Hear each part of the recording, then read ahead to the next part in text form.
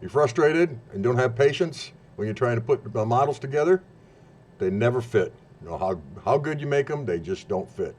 So here's a little trick that I use, and maybe you can follow it, or maybe you know it already, but this is something I do with my slicer, and I hope it works for you too.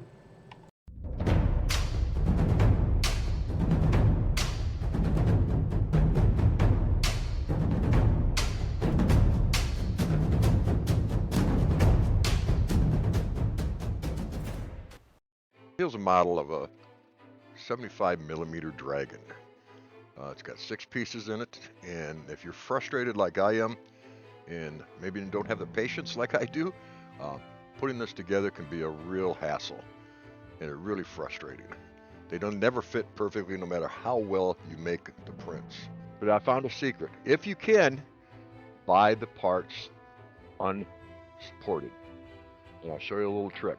You can pre-assemble these ahead of time and save them, and then support them independently with the slicer software. Once you've loaded your parts in the slicing program, then go ahead and take each independent part and put them together like you would if they were printed. Now, this takes some skill in being able to rotate, move side to side, up and down with each piece, and be able to use your mouse along with the different looks to get it positioned correctly.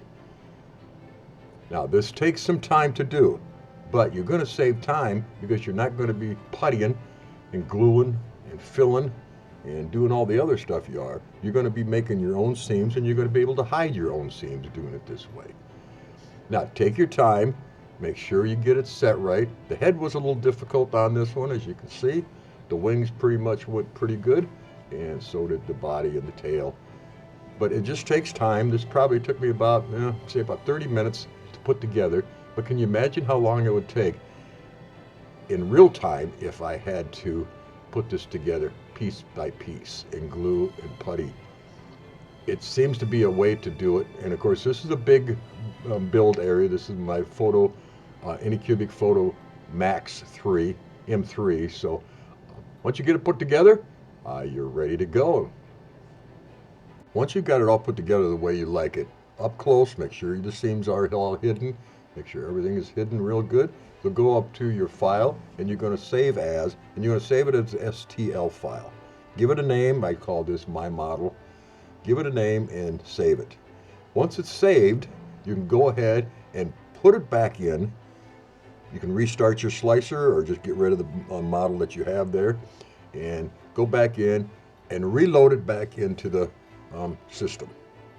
Now, what I'm going to do with mine is I'm going to scale mine up and try to fit it and use up all the build area I can in my Anycubic Photon M3 Max, which is a very large build area, and I'm just going to try to scale it up and get the most I can out of every corner, height-wise, depth, and length.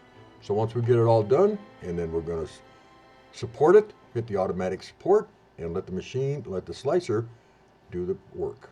Once that program is loaded in the USB stick for our machine, get it plugged in and let the magic begin.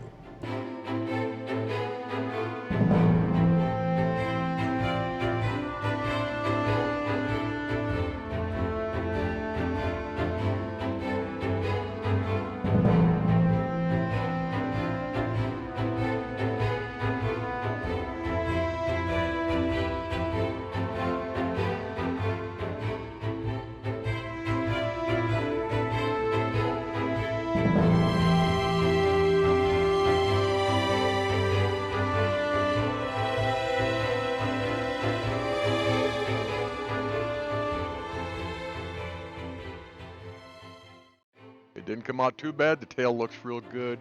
The head looks very, very good. The one of the wings came out a little bit mismatched, but we'll be able, very minimal time to fix that and get that all blended in correctly. So if you like what you see, and if you like the channel, please hit that like button, that subscribe button, and that notification bell so you can get all the updates when I post a new. Thank you very much, everybody, and keep printing.